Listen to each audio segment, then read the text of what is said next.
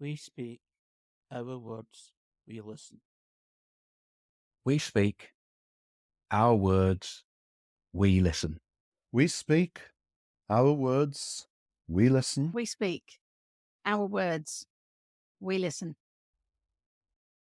Spectrum Voices Conversation is an autistic association production for autistic radio. We speak our words, we listen. The authentic voices of the autistic community. Conversations around autism. So, welcome to Spectrum Voices Conversation, here from 6 pm to 7:30 pm every Sunday UK time, and 1 pm to 2:30 pm Eastern Standard Time, United States, the time difference. So, we'll just get cracking on the Facebook post this week. And the first one is from Neurodiversity Manitoba, and they are a mental health service.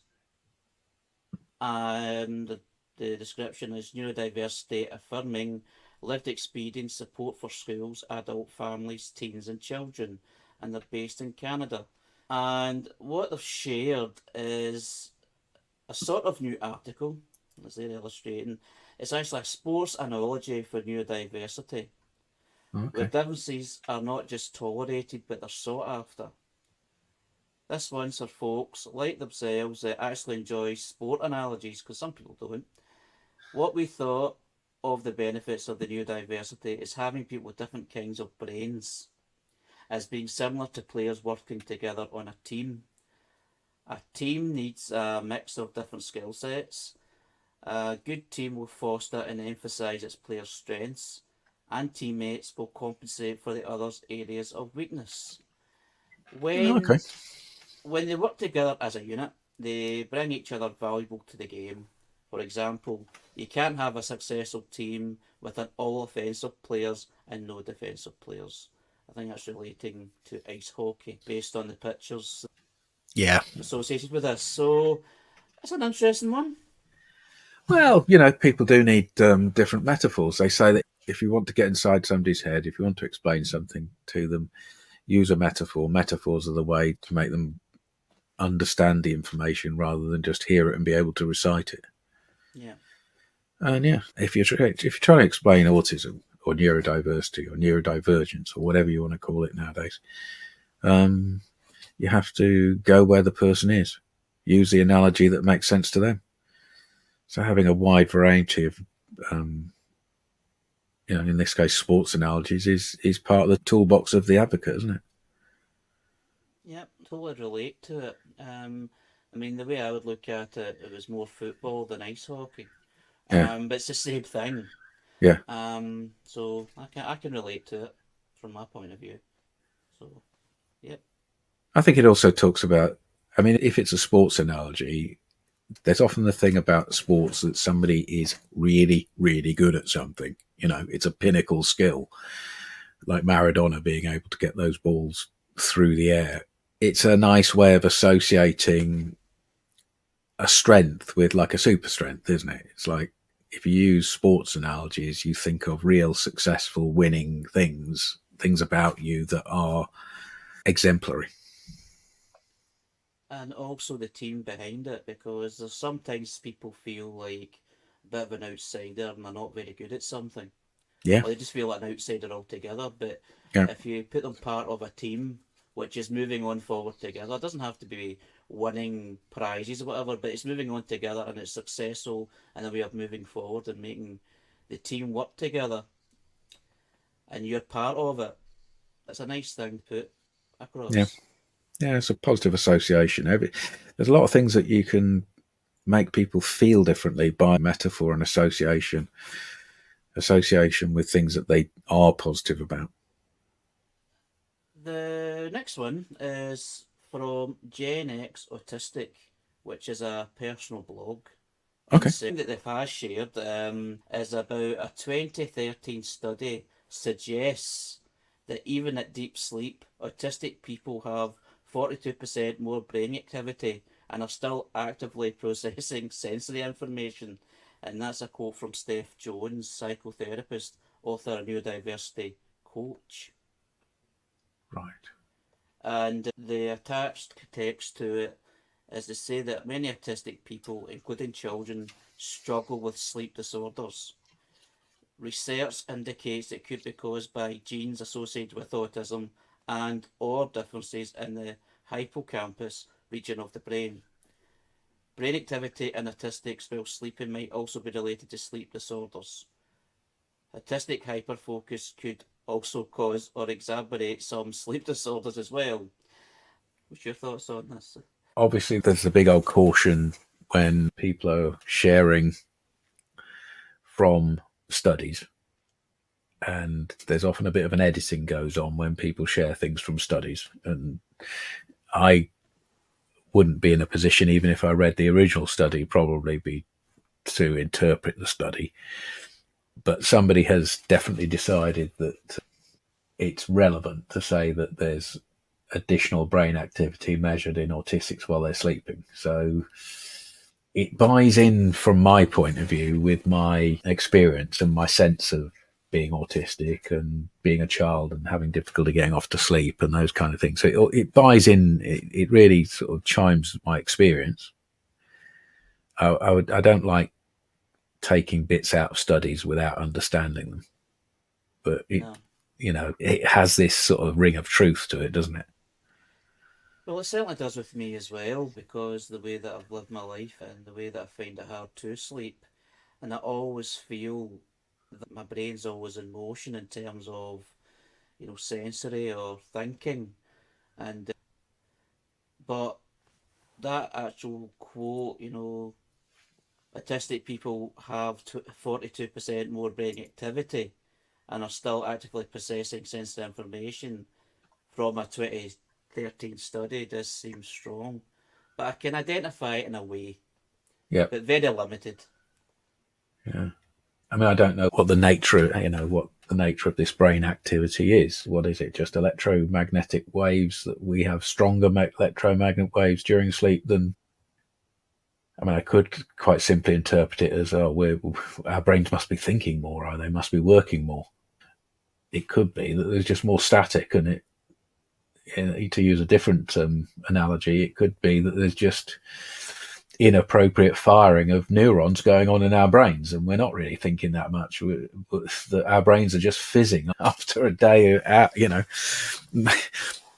We're supposed to think different things into this, but it could mean anything, to be fair. Yeah. This measurement of brain activity, in a metaphorical sense, it sort of fits with our feelings that we have difficulty getting to sleep and stuff. But in a scientific sense, I don't know if these things are actually related together. Do you think, well, do you think it may be linked to dreaming? Is that a totally different thing? I I'm not haven't got a saying you're an clue. expert. I absolutely haven't got a clue. That's the whole point. I haven't got a clue. It's It's just came into my head there now. Maybe they're talking yeah. about I dreaming. mean, we can make it up if you like. We can. Yeah, we can. Yeah. I mean, I may have seen on science fiction that when people are dreaming, there's more activity going on in their brain, or I may have seen it on a actual medical program. I don't know which. I can respond to that. You Because know, there's some thoughts that come in my head. I'm like, was that actually a fact, or is that just fiction that I've taken from a film or a exactly. program? Yeah, exactly. Yeah. I don't know, mate. It sounds as though what they're saying is there's more brain activity, which is keeping us kind of more awake.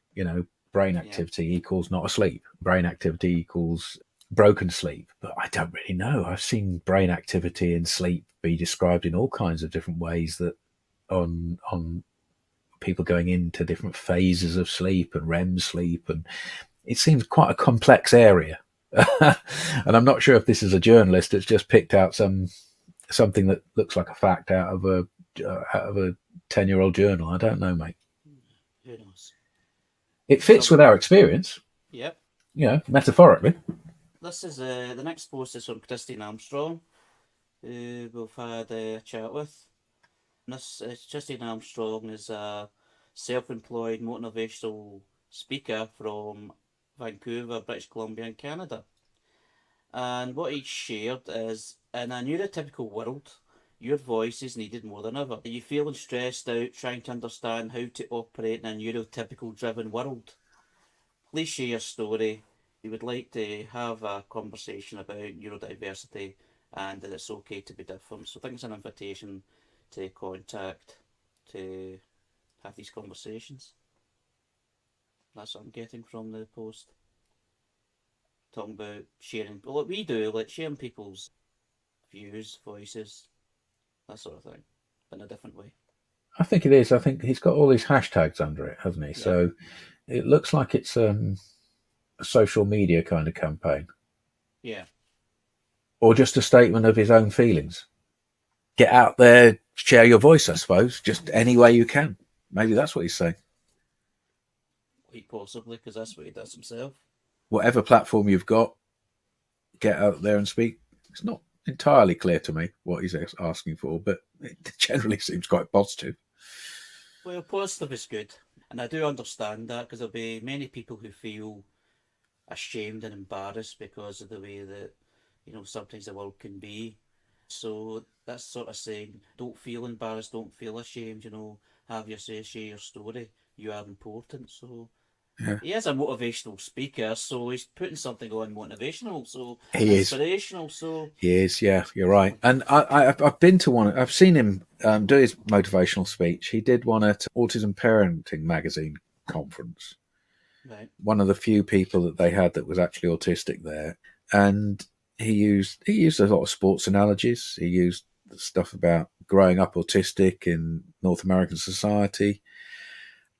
He said that he saw that there were lots of things about being autistic that were positives for him, and that he used sports and his continually trying at sports to sort of break through, and he uses that as a motivational thing, like I've done it, I've got here, I've pushed forward, and that kind of stuff.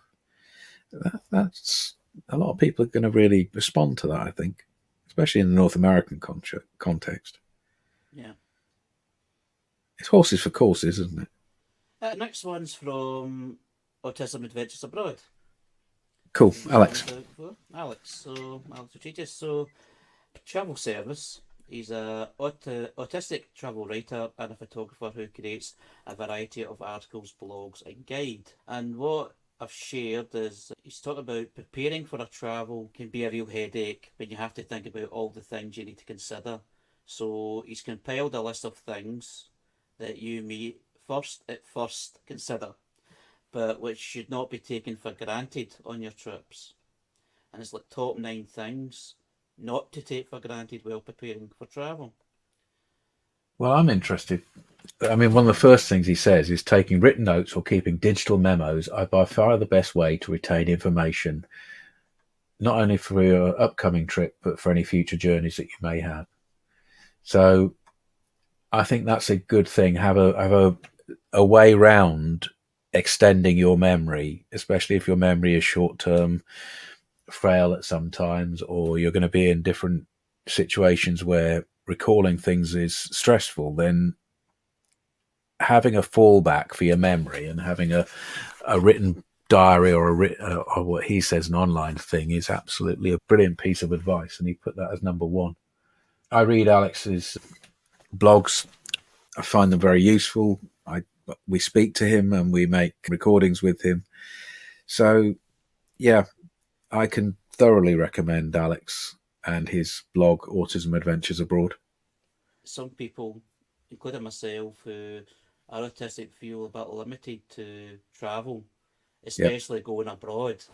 Yep. So it's good that there's someone that you can aspire to look up and see the hints and tips and reviews and places that he's been, and somewhere that may inspire. I just like talking to him about the concept of travel, even without the travel bit, just because he expresses things about autism, and the conversation's about travel, yes, but it's more about being Alex and not being autistic, and the travel is the kind of sideline for it, really, isn't it? Well, that's a good point, yeah. I mean, there are bits in the point of travel that express autistic difference or express autistic advantage. It's just a way in. So if you are going to travel, there are bits and tips that are actually useful and real. So you might actually follow one of his journeys, but it's not it's not necessary to be interested in the travel part of it to be interested in the conversation, I think. Yeah, there's that side of it. You know, it's the positive side. It's a lot more than just travelling. Mm. It's just sharing information or just someone giving their own experience. The next post is from Jason's Connection. And Jason Connection is a community group. Has a Facebook page and a website connecting adults with disabilities and others. What they've done is they've actually shared from ICANN Network Limited. And I think I've shared this before, but it's good, it's worth repeating. And it basically says that non-speaking does not mean non-thinking, non-hearing, non-understanding, or non-feeling. It's talking about the people that communicate differently. And just because you don't speak doesn't mean you've got nothing to say. Yeah, this is something that's important, isn't it? It's how do we make sure that not people who are non-speaking or non-speaking for periods of time to get included, and the more we have links with the non-speaking community or the people who use alternative communication technology community, the better. I'm still very, very keen on the idea of a non-speaking voice audio radio show. Anything that people can put through their computers can be broadcast. Yeah, I listened again to the In Our Artistic Minds program, coming back to the gentleman Murray, non-speaking guy, and in the program they simulated a voice for him. And every time I think about it, what I think about is how he put things so succinctly and poetically when he decided on what he was going to have that simulated voice say for him. And it was so dense and so intelligent and affecting in that.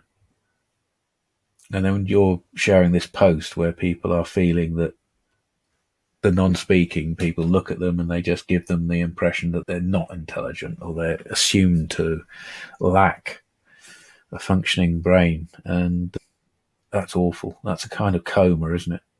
But it's good that their voice, for want of a better word, is getting out there and saying that this is not the case. There's plenty to say, it's just in a different way. There's a stereotype with some autistic people being in their own little world, so they're not aware of what's around them. Yeah. So that's assumed by that if someone doesn't actually, speak, which is unfortunate. But hopefully those barriers are getting broken down now. I think it's degrees as well, isn't it? Because you have people who are non-speaking, you have people who are non-speaking for periods of time, or people who are not managing to use their voice as much as they might choose, but sometimes having their voice available to them. And you have people like myself who can be very vocal, but then suddenly or sometimes just not be able to get it out in the moment, And even if that's just a minute or two missed out of your life, that is frustrating. So magnifying that out to being somebody who is, my understanding of that frustration, and then magnifying that to try and get empathy with how somebody else might feel not being able to use their voice at all. It's beyond my experience. It's a really hard concept to get around.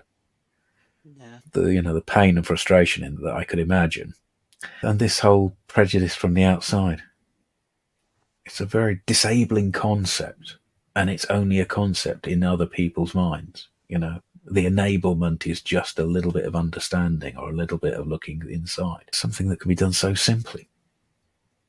That's a good thing about the way forward. There's a simple way forward for many people. Yeah. So the other thing on this post, they were saying there's actually books to explore. The Autism Books by Autistic Authors Project at Autistic Books ICANN Network Limited. And it says here from Communications First, Listen, a short film made for and by non-speaking autistic people. This is a excellent related resource guide as well. And the credit is from Speaking of Semantics. Interesting. The next one I've shared is from Every Purple Bean Autistic Artist. Yep. Neurodiverse artist, multi-brain surgery survivor, a death and death-defying creator of colourful neurodiverse characters. And the reason I shared this, it was just something that came up. And Merry Christmas. Yeah. Maybe I missed the point, but the reason that I shared it is because Christmas is coming up. The sights, the smells, the sounds, Yeah. and how overwhelming it can be. Yep. Can I leave? Can I go home to a Yeah. quiet space? Do I have to go to this party? So Yeah. I just thought it was worth sharing that. Well, there is. I mean, look, a lot of people in the autistic community are really not Christmas kind of people. Let's put it that way. And that should be an acceptable way of being forced into social jollity and insincere behaviours is particularly wearing if you're autistic, isn't it? The office party, all that kind of bollocks. Yes, I mean, I've only ever been involved in one. Not involved, but experienced one, I should say. Yeah. And it was nice, but it wasn't for me. I used to have to host the fucking things, and it wasn't for me. You know, for my business, I had to host Christmas parties and shit like that. And Did you dress up as Santa? I did not dress up as Santa, no. I got pissed, you know. They used alcohol to get through all of the social issues, and it's not a healthy way to be. So people should be allowed to not necessarily share your entire enthusiasm for Christmas if you are Mr. or Mrs. Christmas out there. And they should be allowed to look after themselves, to not be overwhelmed without it being something for derision or something to hurt them over. Allow people to not necessarily be up for everything at Christmas, because also that gives them the opportunity to involve themselves in some of the good parts of Christmas, which is, you know, sharing with other people and just being alongside other people and giving them a smile when they didn't expect a smile. So without forcing people your version of Christmas, please think that maybe autistic people or other neurodivergent people need to do their own thing in a different way. Back off. I totally agree. Because I know the feeling with things like that. Just the sort of in your face. Having said that, I love Christmas. You know, the extremity of it at the same time as the overwhelming bit of it. You know, I can love it in one moment and I can hate it in another moment because it's such a big thing, isn't it? It's so intense, you know. I do like lots of things that go around Christmas. There's some really sensual experiences that go around Christmas. And being autistic, there are some real, you know, sights and smells and colours and things that you can involve yourself in. There's also a sense of belonging that you sometimes don't get. And so there's things that you can take advantage of. It's just having the ability to pick and mix, I suppose. Yeah, absolutely. It's all about... Yeah, don't give up on it, you know. Yeah, well, I like Christmas myself, just in my way. Yeah. Spending time with family, things like that. So, absolutely agree with it. The next one is from Autistic Surplus, who it's a personal blog, autistic meme guy dealing with chronic pain and just life in general. And he's put a post up.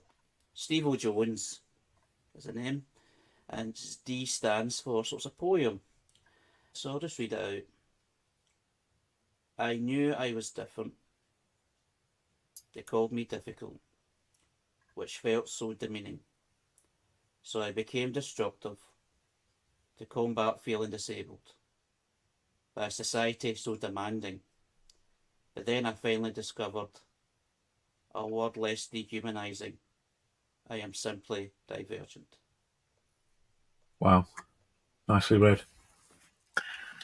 This kind of sums up someone's experience, put in words. Yeah, well, it's a poem, isn't it? It says what it you know, that's what it does. Poetry distills it down and puts it out in meaningful words. Yeah, Yes, totally relate to that. I've done it myself in the past. I haven't done it in a indeed. while, right enough, but I do recall, capturing an emotion, good and bad, and Yeah. putting it down in reduced words, not reduced words, but I'm trying to say it. I'm saying Concentrated. compact, concentrated. I was going to say Yeah, compact, yeah. concentrated. Clear. And it's clear and it's to the point, but also to an emotional rhythm. Yeah, it does. Yeah, nicely put together. The next one I shared, it's an event on the 15th. It says just the 15th, but I only shared it last week, so it must be December. Friday the 15th of December. Uh, Oh, it's board yeah, games. yeah, Good God, board do you game. know, for a minute I thought, what is this? Is this like a new Olympics or something? The LGBTQIA plus games. I don't know all of those letters. Lesbian, gay, bi, trans, queer, intersex, asexual, plus. Is it I and A intersex and asexual? Possibly, I have no idea. I think the actual organisation or blogger that actually, you know, shared it, I didn't realise that they were missed out in the sharing. Sometimes that happens. It just Yeah. shares the actual event if they're sharing something like an event or Yeah. someone else's stuff. So I've missed that out. But it's for Hereford Pride and the Okay. games night and social and the core in Herefordshire. I think this is so hilarious that what we've got is possibly the most niche activity in the world, because this is for LGBTQIA plus people. So it's quite inclusive on quite a group of people. So you start off with a reasonable number of people, but then you say it's only for board gamers and it's in Herefordshire. I think that's fucking lovely. I think the idea that I'm sitting here and I'm advertising on this something that is so small, so niche, and it's great. I just think that's wonderful. Herefordshire board gamers, games day and social at the core. Hereford Community Interest Company. All welcome, no experience is needed. Come play some games or just hang out. Free entry by donations to Hereford Pride. Look, if anybody's out there and they're listening to this podcast, in a few weeks' time, I am quite sure that it's not just on the 15th, that if you get in contact with the gamers over in Herefordshire, then you will be able to get an LGBTQIA plus game session on other nights, possibly every month, every week. So I would go onto our Facebook page, I would look up HR12SF as a postcode and get along there, because more people need to be playing games down there. The next post is from Autism Matters. It's a charity organisation. The aim is to provide support for autistic adults in unique and innovative ways, and they're based in the UK. It's just because it was a picture of a Christmas tree. I thought, well, it's kind of relevant to put it in now, and it's just basically they're going to put Christmas tree decorations in the offices. A final one is from Joy of Autism, which is a personal blog. This page is dedicated to my son Jacob and for all the autistics and their family and friends. And it's basically a quote saying, existing can be a lot of work. Yeah, and it's a cat on its side, isn't it? Wow, this is a busy page, Joy of Autism. The Journey of Love and Hope, Joy of Autism. This is a positive version of Facebook, because what this person does is they collect as many good memes and positive things, and they just keep putting them out and putting them out, so they're out there, positive, sharing nice things in the same way that you're doing that for us. And so this is the positive version of Facebook, isn't it? Yeah, it's my favourite part of it, the sharing of information, the share of inspirational quotes, the sharing of life, basically. And it would help a lot of people. Yeah. Yeah, I'm happy, I do enjoy all that. So what you're doing there is you're making sure that other people find these other places that are positive. Yes. So I'm happy with that. You're curating it, you're making judgments, you're being an editor. So there's always that accusation whenever you're editing something of also censoring. A very tricky one. Freedom of speech versus people's hurtful speech. But that's a decision you're making constantly, and sometimes people are going to disagree with you about it. Yes, that's just the life of it. Something that I'm very happy to take on. There'll be good days and bad days of it, but mostly good. And I really enjoy doing what I'm doing, so I look forward to continue doing that and sharing. And as we've done tonight, discussing. We went through quite a lot tonight. Yeah. And so, thanks. We're coming to near the end of the broadcast. So, thanks again for the conversations. So, this is Spectrum Voices Conversation, here from 6 p.m. 7:30 p.m. UK time, every Sunday, 1 p.m. 2:30 p.m. Eastern Standard Time in the United States. So, thanks again, everyone, for listening or sharing those posts that we've discussed. It was really enjoyable, and I look forward to doing so again next week. Good night. Good night, mate.